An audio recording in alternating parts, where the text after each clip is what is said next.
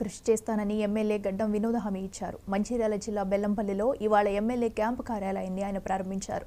ఇప్పటివరకు నియోజకవర్గంలో 100 కోట్లకు పైనే అభివృద్ధి పనులు జరిగాయని, మున్ముందు ఇంకా అభివృద్ధి జరుగుతుందని చెప్పారు.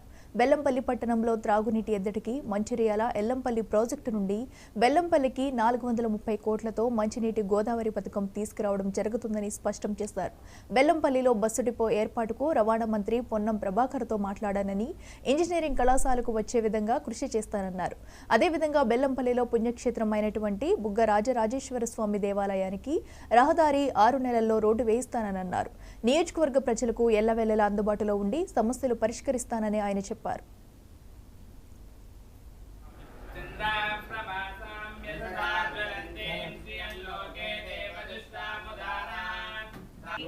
మాకు మంచి అవకాశం ఇచ్చారు. బెల్లంపల్లి ప్రజలు సేవ చేసే ఒక అవకాశాన్ని ప్రత్యేకంగా ముంగడి తీసుకుపోనీకే మీకు ఇచ్చిన మాట ప్రకారంగా మన క్యాంప్ ఆఫీస్ కొంచెం లేట్ అయింది.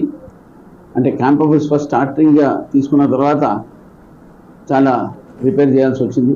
తర్వాత కోడ్ వచ్చింది. అందుకోసం కోడ్ అయిన తర్వాత మంచి రోజులు ఆగస్టు నెలల శ్రావణ మాసం వచ్చినాక పండితులు కడిగిన తర్వాత ఇలా పౌర్ణమి రోజున మంచి సత్తానికత అయ్యి ప్రజలందరూ మంచి సంఖ్యతో వచ్చినందుకు పేరు పేరున ధన్యవాదాలు చెప్తున్నా. ఇక నేను బెల్లంపల్లి ప్రజలు ఇచ్చిన ఆశీర్వాదాన్ని 8 నెలల సంది నేను చేసిన పనుల గురించి చెప్పుకునే బాధ్యత ఉన్నది. గడిచిన 8 నెలల బెల్లంపల్లి నియోజకవర్గం జరిగిన అభివృద్ధి పనులు ప్రగతికి నివేదిక.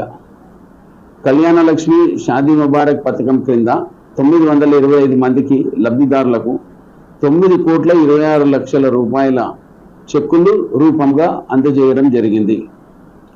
నేటి వరకు సీఎం రిలీఫ్ ఫండ్ ద్వారా 244 మంది లబ్ధిదారులకు 65,61,000 చెక్కులను అందజేయడం జరిగింది.